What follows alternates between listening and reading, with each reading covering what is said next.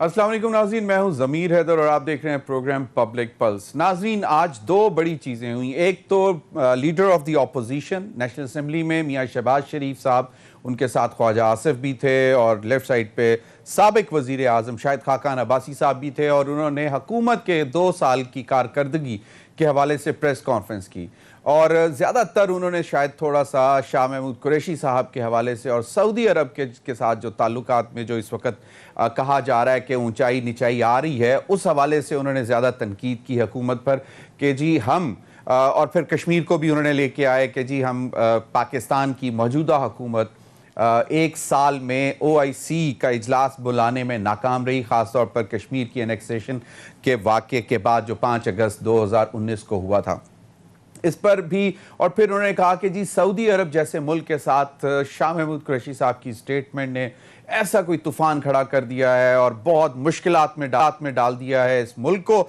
जो कि नहीं होना चाहिए था। लेकिन इसके पीछे क्या वजह है कि ख़ास तौर पर आज सऊदी अरब और फॉरेन पॉलिसी के ऊपर इतना ज़्यादा जोर दिया गया? यकीनन इकॉनमी पर जो माशी हमारी सूरत हाल है, महंगाई है, जो कर्जे लिए गए हैं उनका भी जिक्र किया, जो सर्कुलर डेट है उसका भी जिक्र किया शाहिद खाकान अब्बासी साहब ने भी और ख्वाजा आसिफ साहब ने भी। लेकिन फॉरेन पॉलिसी के ऊपर बहुत रिवॉल्व किया और कहा यह जा रहा है कि शायद एक दफ़ा फिर, क्योंकि सऊदी अरब की जो लीडरशिप है वो शायद मौजूदा पाकिस्तान की लीडरशिप से थोड़ा सा शायद उनका जो है वो कहा यह जाता है कि वो नाराज़ हुए हैं, और जिसका आज शाह महमूद कुरैशी साहब ने वाज़े तौर पर इनकार कर दिया। उन्होंने कहा कि जी ना ही उन्होंने हमसे पैसे मांगे और ना ही उन्होंने हमसे उन्होंने जो डेफर्ड पेमेंट पर ऑयल फैसिलिटी दी है उसको बंद किया है।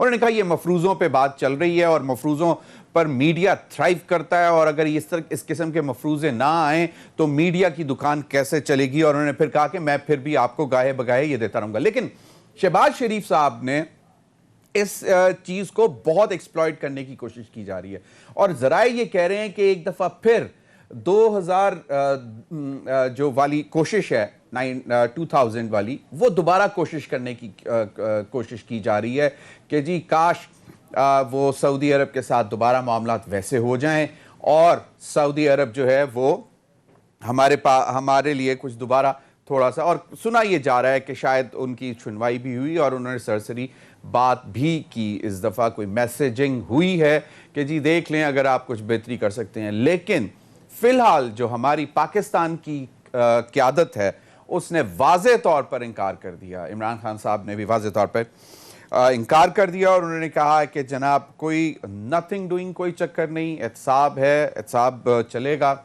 इसी तरह पाकिस्तान पीपल्स पार्टी के हवाले से ज़राए ने हमें ये इतला दी कि जी आसिफ अली जरदारी साहब ने शायद किसी एक निजी महफिल में कहा था कि मैं बस बहुत जल्द पाकिस्तान से बाहर जा रहा हूँ और इलाज करवाने के लिए, और ये कोई 15-20 दिन या महीना पुरानी बात है। लेकिन उसके बाद उनको भी वाज़े तौर पर बता दिया गया कि जनाब पैसे जमा करा दें, आसिफ अली जरदारी साहब आप पैसे जमा करा दें और उसके बाद आपने जाना है तो आप चले जाएं, लेकिन ये जो आपके खिलाफ मामलात जो चल रहे हैं इनको आपने निपटना है और जो जितना जिम्मे आपके पैसे लगते हैं वो दें और आप चले जाएं।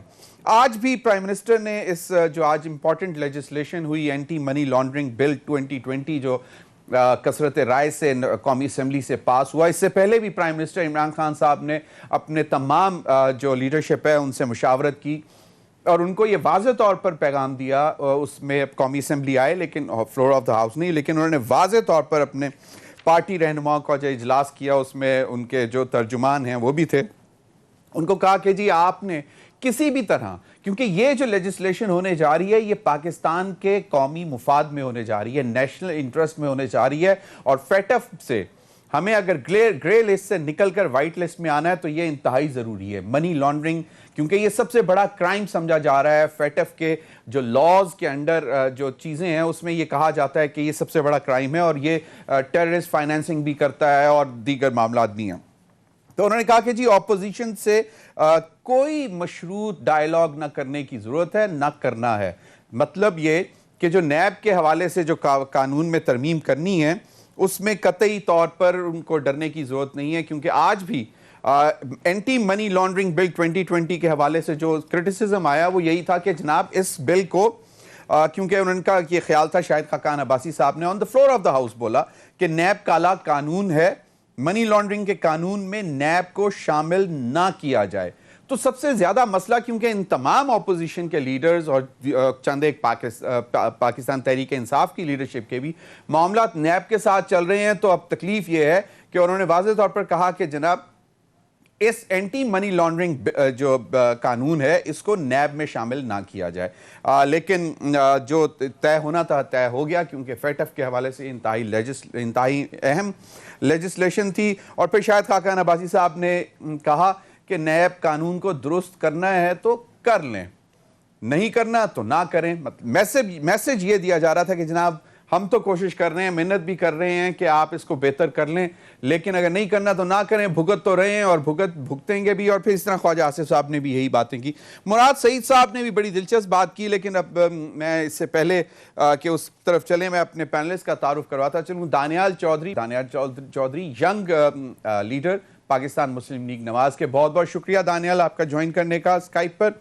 शौकत बसरा साहब रहनुमा तहरीक इंसाफ मुझे लाहौर स्टूडियो में से ज्वाइन करेंगे और हम इंतजार कर रहे हैं कि वो अभी कितनी देर में पहुंच रहे हैं लाहौर स्टूडियो। आजिज धामरा साहब रहनुमा पाकिस्तान पीपल्स पार्टी हमें टेलीफोन लाइन पर ज्वाइन करेंगे। बहुत बहुत शुक्रिया इन तमाम लोगों का। आजिज धामरा साहब हैं हमारे साथ?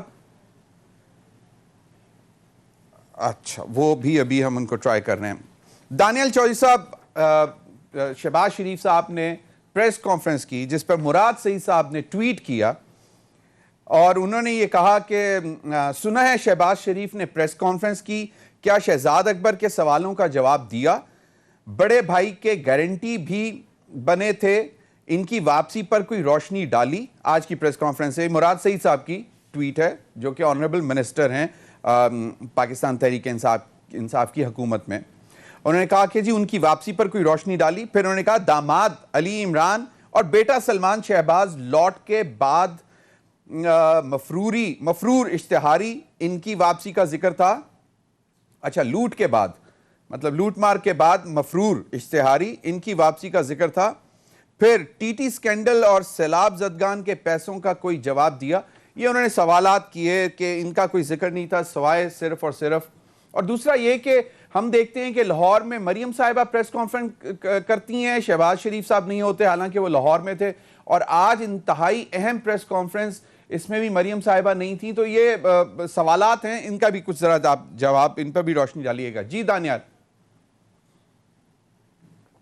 देखें, एक तो पीटीआई की अपनी सीरियसनेस है कि वो क्या बातें करते हैं, लेकिन आज जो हमारी प्रेस कॉन्फ्रेंस का हदफ था और जो प्रेस कॉन्फ्रेंस की रीजन थी, वो थी economic vision of PTI in last 2 years. कि आज आप कोई भी चीज उठा के बात कर लें तो उसका जवाब क्या देते हैं, ये कि हम ये कर लेंगे, हम वो कर लेंगे, हम इसको बेहतर करने लगे हैं, उसको बेहतर कर देंगे। ये वो पार्टी है जिसने लोगों के साथ 7 साल झूठ बोला, पाकिस्तान की आवाम को गुमराह किया और आज भी झूठ बोल रही है। ये वो पार्टी है जो 7 साल में एक बीआरटी की इनॉग्रेशन नहीं कर सकी और आज भी स्टे ऑर्डर के पीछे है। जहां 125 स्टेशन खोलने थे, वहां 17 स्टेशन खोल के बैठी हुई है और आज भी स्टे ऑर्डर के पीछे है। ये प्रेस कॉन्फ्रेंस इसलिए थी पाकिस्तान की आवाम को बताने के लिए जो हुकूमत अपने मौकफ, टैक्स कलेक्शन, पाकिस्तान की इकोनॉमी, महंगाई के खिलाफ, जिसने कहा था कि मैं रोजगार दूंगी। ये वो पार्टी है जिसने कहा था कि मैं बुलडोजर्स चलाऊंगी प्राइम मिनिस्टर हाउस में और गवर्नर हाउस में, और एक को सियाहगाह बनाऊंगी और दूसरे को यूनिवर्सिटी बनाऊंगी। ये उस पार्टी के अगेंस्ट बताने के लिए कि जिस साल पाकिस्तान मुस्लिम लीग नून ने हुकूमत ली, उस साल इन्फ्लेशन हमें मिली 8.1 और इनको मिली थी 6.8, और जिस साल हम गए तो तब थी 3.5, और इनके पहले साल के हदफ में महंगाई की शरह 10.7, फूड इन्फ्लेशन 20%। ये पाकिस्तान की आवाम को बताने के लिए कि इनके झूठ, महंगाई खत्म नहीं, महंगा गरीब बंदे को खत्म करने की ये बात करते हैं। पाकिस्तान की आवाम को बताने के लिए कि इन्होंने चीनी के ऊपर एक्शन लिया, आटे के ऊपर लिया, चीनी के ऊपर लिया, तो वो 55 रुपए महंगी होगी और आज भी 110 रुपए पर केजी फरोख्त हो रही है। और इसमें इन्होंने आटे की बोरी के ऊपर जब लिया तो 20 केजी की बोरी जिसके ऊपर लिया वो 35 रुपीज की बिक रही है। ये लोगों को बताने के लिए था कि ये हुकूमत जो नौकरी देने की बात करती थी, अवाम को तनख्वाहें और पैसों उसमें इंक्रीज की बात करती थी, इंक्रीमेंट की। आज उसकी वजह से 20 लाख लोग नौकरियों से फारिग हो गए हैं। सही 80,000 लोग वो हैं जो अभी इन नहीं, पिछले दिनों बिल्कुल में दानिश चौधरी, ये स्टैटिस्टिक्स अवेलेबल हैं, लेकिन आज जी। प्राइम मिनिस्टर इमरान खान साहब ने ट्वीट भी किया सुबह सुबह, और उसमें उन्होंने कहा कि पाकिस्तान की मईशत माशाल्लाह दुरुस्त राह पर गामजन है। जुलाई 2019 में $613 मिलियन और जून 2020 में $100 मिलियन के खसारे के बाद सूरत हाल संभल गई है।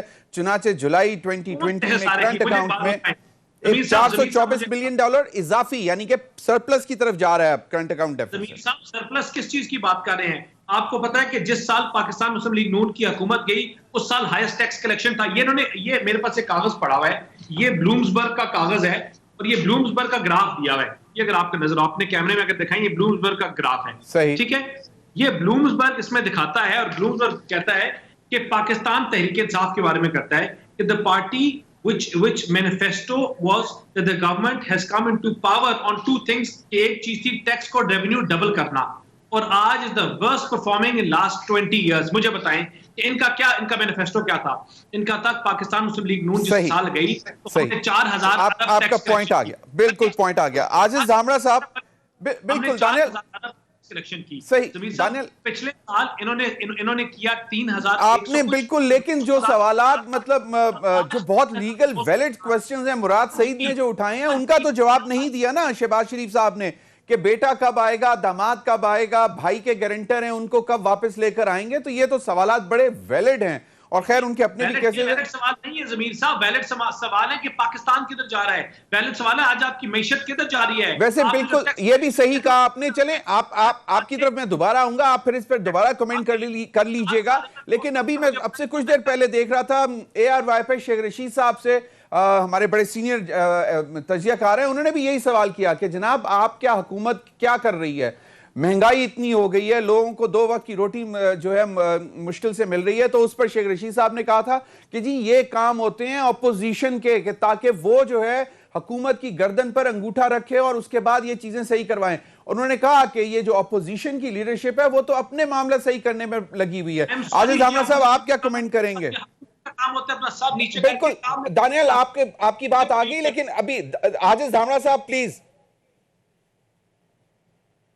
जी देखें, जहां तक आपने एक ऐसे शख्स का हवाला दिया कि उनके गर्दन के ऊपर जो है वो उंगली रखनी चाहिए, तो मेरे ख्याल में पाकिस्तान की तारीख में जो अपोजिशन है, इस तरह की अपोजिशन मैच्योर किसी हुक्मरान के नसीब में नहीं हुए। मगर वो अलग बात है कि अपोजिशन ने जिस मैच्योरिटी का मुजाहरा किया पाकिस्तान की तारीख में, इतने ही नाइल तरीन हुक्मरान जो है इस अपोजिशन के जो है वो किस्मत में, इस कौम की किस्मत में लिखे गए।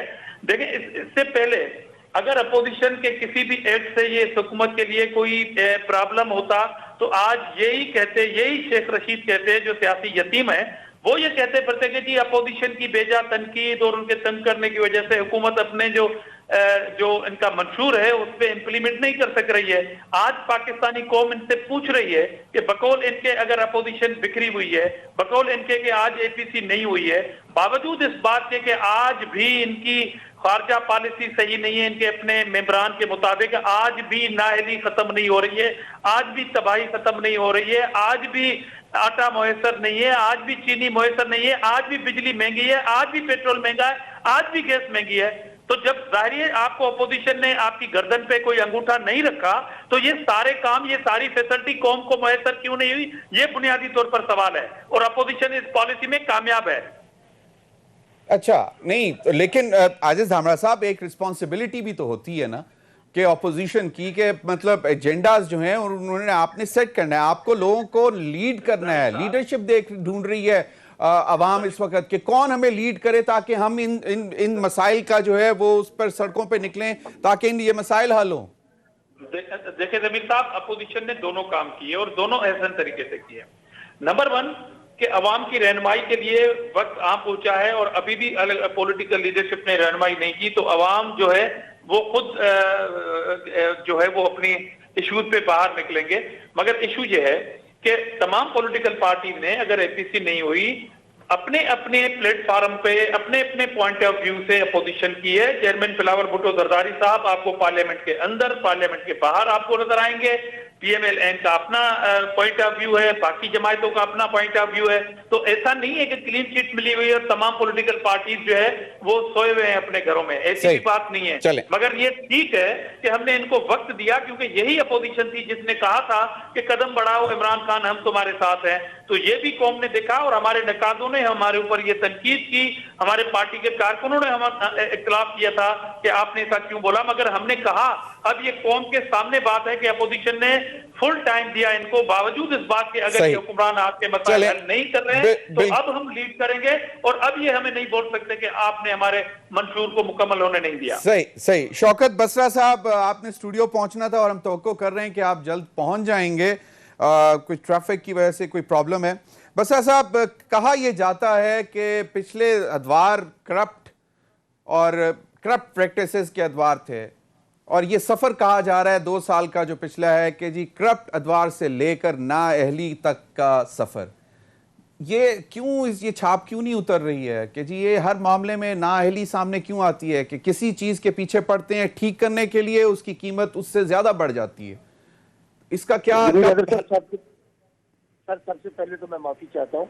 ये कोट लखपत रेलवे स्टेशन के पास बहुत बुरे तरीके से ट्रैफिक स्टॉप हुई है, मैं पहुंच नहीं सका। अच्छा, जहाँ तक आपके सवाल का तल्लक है, मैं रास्ते में इंशाल्लाह जल्दी पहुंच जाता हूँ। जहाँ तक आपके सवाल का तल्लक है, देखिए मैं दोनों पार्टियों से मुझे हमदर्दी भी है और यकीन माने जब इनकी मैं गुफ्तगू सुनता हूँ तो मुझे यूँ महसूस होता है कि ये दोनों पार्टियां जिन्होंने 4 बारियां ली हैं, ये पाकिस्तान में हुक्मरान नहीं रहे हैं। ये या तो चाइना में रहे हैं या कनाडा में रहे हैं या किसी और मुल्क के अंदर रहे हैं। आप इनकी मासूमियत देखें, इनकी सादगी देखें और इनके करतूत देखें। करतूत ये है कि ये वो आमरीत थी पाकिस्तान के अंदर, ये दोनों पार्टियां थी जिसका हिस्सा मैं भी रहा।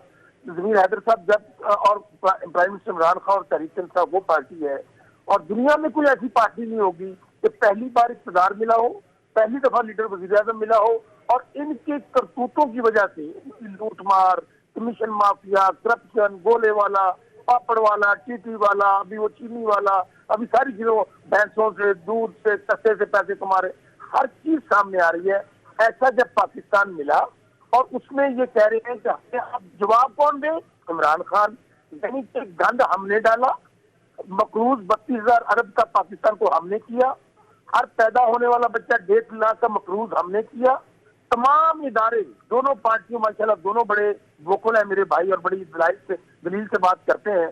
दोनों तमाम पाकिस्तान के इदारे तबाह बर्बाद दिए और अब ये कहते हैं कि 70 साल का दंड इमरान खान उठे और उसको साफ कर दे। देखें, पहले कोई भी 2 साल, ज़मीर हैदर साहब मुझे 1 मिनट दीजिएगा, पहले 2 साल किसी भी हुकूमत के लिए मुश्किल होते हैं और खास तौर पे एक ऐसी पार्टी के लिए जो कभी इक़्तिदार में नहीं, जिसकी जिम्मेदारी हो ही ना हो। बिल्कुल यही बात है शौकत बसरा साहब। अभी मुझे कहा जा रहा है वक्त हुआ एक ब्रेक का और ब्रेक में इंशाल्लाह भी पहुंच जाएंगे तो ये भी पूछेंगे, क्योंकि इमरान खान साहब ने हाल ही में एक इंटरव्यू पे निजी टेलीविजन पर ये कह दिया कि हमें तो एक्सपीरियंस नहीं था हुकूमत का, हालांकि केपी में 5 साल हुकूमत उनकी रही और फिर उन्होंने उस्मान बुज़दार साहब के भी हवाले से यही कहा कि वो सीख रहे हैं। तो ये एक सवालिया निशान तो है कि अभी तक सीख रहे हैं। इस पर मजीद बात करेंगे नाज़रीन, वक्त हुआ एक ब्रेक का, हमारे साथ रहिए।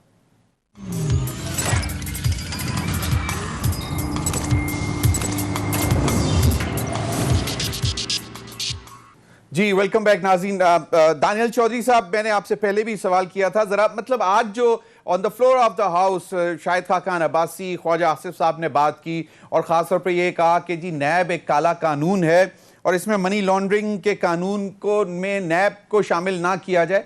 मतलब घबराहट किस बात की है, परेशानी किस बात की है?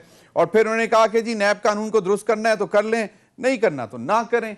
मतलब क्या मतलब सूरत हाल क्या है कि, और ख़ास तौर पर यह भी ज़रा बताते चलें कि मियां नवाज शरीफ साहब के हवाले से भी अब खबरें उड़ रही हैं कि जी शायद वो वापस आने के लिए तैयारी भर रहे हैं और कोई इंटरनेशनल गारंटर्स भी हैं बीच में। देखें जी, एक चीज़ मैं अगर बात करूं कि आज जिस तरह इन्होंने कहा कि नैब, हमने ये बड़ा कैटेगोरिकली, हमने बड़ा क्लियरली एक चीज़ बोली कि अगर नैब में आईनी तरमीम और नैब में अमेंडमेंट्स लेके आते हैं तो हम उससे खुद कफील नहीं होंगे। हम उनसे फायदा नहीं उठा रहे। हम तो अकाउंटेबिलिटी सेफ फेस कर रहे हैं और आगे भी करेंगे। मियां नवाज शरीफ अपनी बेटी समेत पाकिस्तान में आए इसलिए थे अकाउंटेबिलिटी फेस करने। इसी तरह हमारी पूरी पार्टी जिनके पॉलिटिकल केसेस बने हुए हैं, ये तमाम लोग अकाउंटेबिलिटी फेस कर रहे हैं और आगे भी करेंगे। जब हम बात करते हैं अकाउंट के इस नैब की तरमीम को, नैब में अमेंडमेंट्स आनी चाहिए, तो हम उन लोगों के लिए जिनको ये पॉलिटिकल हैरासमेंट होती है और जो खासतौर पे बिजनेस क्लास सेक्टर के लिए, जिनकी वजह से आज मैशत नहीं चल रही, जो पूरे मुल्क में इन्होंने एक अनसर्टेनिटी फैलाई हुई है। लेकिन देखिए बात अब यहाँ से कुछ आगे चली गई है और जो आज नैब का नारा लगाते हैं, ये मुझे बताएंगे, यहाँ बसरा साहब कह रहे थे कि ये जिम्बाब्वे में पता नहीं हुकूमत करते या न्यूयॉर्क में करते रहे। बसरा साहब उन्हीं पॉलिटिकल पार्टीज में थे जहां और सारे थे। लेकिन मुझे ये बताएं कि इतनी बातें करते हैं अकाउंटेबिलिटी की, 5 साल इन्होंने नैब का हेड का नाम बताएंगे जो केपीके में था? नहीं बता सकेंगे, क्योंकि नैब केपीके में गैर फाल थी। इन्होंने अकाउंटेबिलिटी क्या की केपीके में? आज ये अपने फॉरेन फंडिंग केस देख लें, आप इनका बीआरटी देख लें, हर केस के पीछे ये खुद छुपे हुए हैं स्टेज ऑर्डर के पीछे। अपने लोगों की अकाउंटेबिलिटी की बात करती है तो भाग जाते हैं, एक को बाहर भेज दिया। दानियल, आप खुद माशाल्लाह लॉयर हैं। दानियल, आप खुद माशाल्लाह लॉयर हैं, मुझे ये बताएं कि मतलब एंटी मनी लॉन्ड्रिंग बिल 2020 को कानून, नैब के कानून में शामिल ना किया जाए, वजह क्या है? देखिए, एक लॉ का मैक्सिम है इनोसेंट अंटिल प्रूवन गिल्टी। सही। वो मैक्सिम जो है वो हर कानून के ऊपर लगता है। जो नैब का लॉ है उसमें ये मैक्सिम अप्लाई नहीं होता। पूरी दुनिया में ह्यूमन राइट्स के वायलेशंस के अगेंस्ट है। हमारी हुकूमत में टाइम में जमाने में क्या था कि हमने मेक श्योर किया नैब पॉलिटिकल विक्टिमाइज ना करे, नैब किसी के ऑर्डर्स ना ले। इनके वुज़रा बैठ के रात को कहते हैं कि ईद के बाद नैब छुरियां तेज कर रही है, ईद के बाद नैब फलां बंदे को उठाएगी, ये करेगी। तो इससे आपको क्या शुबा मिलता है कि इनके वुज़रा भी मिले हुए हैं और हुकूमत ने नैब को अपने साथ मिलाया हुआ है। जब ऐसी चीज आती है तो मुझे बताएं, आप किसी को भी मनी लॉन्ड्रिंग की डेफिनेशन तक तो आप डिफाइन कर नहीं सके, तो आप किसी को भी उठा के आप डाल लें, जिस तरह आप और केसों में डाल रहे हैं, तो वो बंदा किधर से प्रूव करता रहे कि भाई कि मैंने नहीं किया। ये हमेशा ओनस जो है क्रिमिनल और वाइट कॉलर क्राइम्स में ये होता है, जो गिल्टी पार्टी जो अक्यूज करती है, जो अक्यूज करता है उसको ओनस ऑफ, उसको क्या कहते हैं? फिर हम क्या कहते हैं? हम अरेस्ट की बात करते हैं। देखिए, आपके जब आपको रिमांड में दिया जाए, 14 दिनों का रिमांड कम है, 30 दिनों का रिमांड कर दे, 90 दिनों का रिमांड, और आप नैब उसके बाद केस भी फाइल नहीं कर सकती। ये ज्यादती नहीं है, ये जुल्म नहीं है आपके। लेकिन फिर दानियल, सवाल फिर वहीं पे आता है कि ये चीजें क्या आज आपको नजर आई हैं? 99 से लेके अब तक ये चीजें सारी आप लोगों के सामने रही, 2 हुकूमतें रही आपके पास, पीपल्स पार्टी और पीएमएलएन की। नहीं किया तो चलें, अब इनकी हुकूमत है, अब ये जिस तरह चाहें करेंगे। देखिए, 99 का दबार छोड़ दें, उसके बाद जब मसाके जमहूरियत हुई तो उसके बाद हम इस चीजों को एक सही सिम्पल लेके आए। मुशर्रफ ने इसको बारबेरियन और बारबेरिक लॉ बनाया, उसको हमने खत्म किया और एक सिम्पल लेके और मेक श्योर किया कि पॉलिटिकल विक्टिमाइज ना हो। चलें, आजिज दामरा साहब, क्या आपको अकाउंटेबिलिटी होते हुए नजर नहीं आती? सही, आज बिल्कुल सही, मेरे पर बिल्कुल। आजिज दामरा साहब, एक बात, मतलब आज हम समझ रहे थे कि शायद जरा पीपल्स पार्टी की तरफ से भी कोई गरज चमक होगी, लेकिन कोई इतनी खास नहीं। और क्योंकि जो अमेंडमेंट्स प्रपोज हुई वो भी पीएमएलएन की तरफ से थी, एंटी मनी लॉन्ड्रिंग बिल 2020। ये जो कहा जा रहा है कि जी अभी जो फर्द हुई है जरदारी साहब के ऊपर, इसकी वजह से कुछ मामलात बदल गए हैं, क्योंकि शायद ये तस्वुर किया जा रहा था, या जरदारी साहब ये कह चुके हुए थे कि बस बहुत जल्द मैं अमेरिका जा रहा हूं इलाज कराने के लिए, तो ये कुछ चेंज हो गई एकदम चीजें, या क्या हुआ है? देखिए, पहली बात तो चीजें चेंज नहीं हुई हैं, चीजें उसी तरह चल रही हैं और साहब तो इसी मुल्क में अपना इलाज करा रहे हैं और अपने सूबे की हॉस्पिटल्स में अपना इलाज करवा रहे हैं, नंबर 1। और दूसरी बात कि जरदारी साहब ये भी कह चुके हैं कि ये सारा प्रेशर जो है वो 18th अमेंडमेंट का है, और 18th अमेंडमेंट पे जब हम इनको ये कहेंगे कि जी हम आपसे कोई नेगोशिएशन करने के लिए तैयार है, तो फिर देखें वो बेचारी नेब वही अलमारियों में पड़ी रहेगी और वो अंदर से बोलती रहेगी कि मुझे बाहर निकालो, मुझे बाहर निकालो। तो ये नेब को वक्ती तौर पर तोते की तरह बाहर निकाल के कुछ हेलो जी बोले दामरा भाई। तो मैं तो कहता हूँ ये नेब को तोते की तरह कभी पिंजरे में अंदर और कभी पिंजरे के बाहर रख देते हैं, अपनी मर्जी के मुताबिक ट्रीटी करवा के और अंदर रख देते हैं। इससे ज्यादा नेब पे और तबसरा करने की जरूरत नहीं है, क्योंकि नेब के बारे में सुप्रीम कोर्ट ने, हाई कोर्ट के चीफ जस्टिस साहब ने तबसरे किए हैं, मुझे और आपको फिर वो दोहराने की जरूरत नहीं है। और दूसरी बात देखें, जहां तक आपकी गवर्नेंस की बात है ना, अभी बसरा साहब मेरे दोस्त हैं, मुझे उनसे एक तो ये हमदर्दी है कि वो देखिए किस तरह एक तरक्की याफ्ता सूबे की ट्रैफिक का ये निजाम है कि वो आपके प्रोग्राम में नहीं पहुंच पा रहे हैं। नहीं, वो उन्होंने बताया कि क्योंकि आशूरा चल रहा है और आशूरा की एक जगह मजलिस थी जिसकी वजह से अल्टरनेट रूट भी होते हैं। आशूरा का तो बिल्कुल है, वो हर जगह है, सही, मगर अल्टरनेट रूट भी होते हैं। चलें, ये बसरा साहब को आवाज नहीं जा रही? अच्छा चलें, आजिज धामड़ा भाई आप अपना आर्गुमेंट कंप्लीट कर लें। जी, और दूसरी बात ये कह रहा था कि बसरा साहब कह रहे थे ये पापड़ वाले और ये चीनी वाले और ये चीनी चोर। अरे भाई, एक चीनी चोर लंदन बैठ गया है और उनके आपके वज़ीर आज़म के मुंह से उसकी तारीफें भी सुनी है, और ये रोमांस जो है एक बार फिर रिन्यू हो रहा है। तो वो चीनी चोर जो है वो कब वापस आएगा, ये जरा कौम को जरूर बताइएगा। पापड़ वाले तो आप जो है वो ढूंढ नहीं पाए, वो सच है ही नहीं ग्राउंड पे। अगर हैं तो सजाएं दिलाएं। नेब तो आपके पास मौजूद है, नेब के ऊपर कंट्रोल आपका आजाद इदारा है, वो हुकूमत तो क्लेम ही नहीं करती कि हमारा इससे कोई ताल्लुक है। अच्छा, मैं इसका जवाब दे देता हूँ जमीर भाई, मैं जवाब देता हूँ। आपने जो ये रिपोर्ट इन्होंने, इनके 4 वजीरों ने 2 साल जब कंप्लीट हुए 18 तारीख को, इस अगस्त को, ये जो रिपोर्ट पेश की है, इस रिपोर्ट में सुफ़ा नंबर 16 से सुफ़ा नंबर 18 तक अगर आप देखेंगे तो उसमें इन्होंने जो अचीवमेंट है गवर्नमेंट की, उन्होंने नेब की कार्रवाइयों की तारीफ की है और ये अपनी अचीवमेंट में डाला है। क्या नेब इनके अंडर में आता है? तो नेब की इंडिपेंडेंसी तो खत्म हो गई। ये हुकूमत ने अपने जो अचीवमेंट्स है उसमें इनकी जो रिपोर्ट है, इनके वजीरों ने जो दी है मीडिया को, सुफ़ा नंबर 16 से लेके सुफ़ा नंबर 20 जरा पढ़िएगा और कल के प्रोग्राम में कौम को आगाह कीजिएगा। चलें, लेकिन धामड़ा भाई मतलब ये अब जो भी हुकूमत होती है, जो उस दौर में कोई भी इदारा कोई अच्छा काम करे तो उसको उसकी तारीफ तो बनती है। तो आप मतलब सुप्रीम कोर्ट को भी इस रिपोर्ट में शामिल कर देना। सुप्रीम कोर्ट की कितनी कावशें हैं, कितने फैसले होंगे, वो भी शामिल कर दें कि हमारे एतबार में सुप्रीम कोर्ट और हाई कोर्ट ने इतने बड़े फैसले किए, उसको भी शामिल कर देते। चलें, ये आपने अच्छा मशवरा दिया है। शौकत बसरा साहब से बिल्कुल पूछेंगे। अब मुझे मालूम नहीं है कि क्या वजह क्या है, शौकत बसरा के साथ हम कनेक्ट नहीं कर पा रहे। चलें, वो अभी मुझे कहा जा रहा है कि ब्रेक ले लें, तो ब्रेक के बाद फिर हम शौकत की तरफ चलते हैं। हमारे साथ रहिए।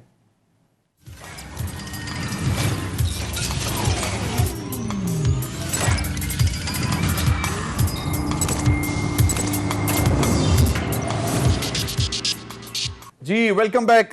शौकत बसरा साहब, एक चीज तो ये जो सारी बातें आपने सुनी है उसका भी जवाब दीजिएगा, और दूसरा ये कि आज वजीर सेहत पंजाब जो यास्मीन राशिद साहिबा हैं, उन्होंने कहा कि जी नवाज शरीफ की रिपोर्ट्स में कोई जालसाजी नहीं हुई। और कल तक हम ये सुन रहे थे, वो शहबाज गिल साहब ने भी पूरा एक साइंटिफिक फार्मूला भी बता दिया कि जी इस तरह ये जालसाजी हुई है, और शायद आपने भी मेरे ख्याल में ये कह दिया था एक बहुत पहले ही, कोई 6 महीने पहले ही, कि जी जालसाजी की गई है। अब आपकी वजीर सेहत कह रही है कि कोई जालसाजी नहीं हुई। देखिए, पहली बात तो यह है कि वजीर सेहत का जो बयान है, अगर तो ज़ाहिर किसी सहाफ़ी ने पूछा होगा, उनसे उन्होंने जवाब दिया उसका। अब देखना यह है ज़मीर हैदर साहब कि वो, मैं तो फिर कह रहा हूँ कि वो रिपोर्ट्स जो डॉक्टर यास्मीन राशिद को मिली, जो डॉक्टर फैसल ने देखी, जो बाकायदा नून लीग का मीडिया ग्रुप और पूरे उस वक़्त जो एक हिजान की कैफियत तारी थी, और इस तरह बताया जा रहा था कि मियाँ साहब की ज़िंदगी को शदीद ख़तरात लाक हैं, हाई कोर्ट कह रही है कि मुकदमा जो है किस पे दर्ज करवाएंगे, उस वक्त के सिनेरियो को आप ज़रा अपने जहन में रखिए।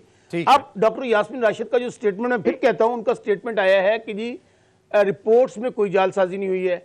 मैं अपनी बात पर फिर कायम हूँ, और ये मौक़िफ़ आप देख लीजिएगा, चूँकि अब इसकी तहकीक तफ्तीश शुरू होने जा रही है, और जो लोग भी इसमें मुलव्वस होंगे, खा उनका तल्लक हमारी हुकूमत से होगा, खा कोई फैसिलिटेटर होंगे, खा वो रिपोर्ट तैयार करने वाले होंगे, खा वो लैब वाले होंगे, सब के किरदार सामने आ जाएंगे, तो दूध का दूध पानी का पानी हो जाएगा। तो फिर मैं कह रहा हूँ कि इसमें ज़मीर हैदर साहब, हमारी मौक़िफ़ ये है कि उसके हालात का कैसे पता चलता है।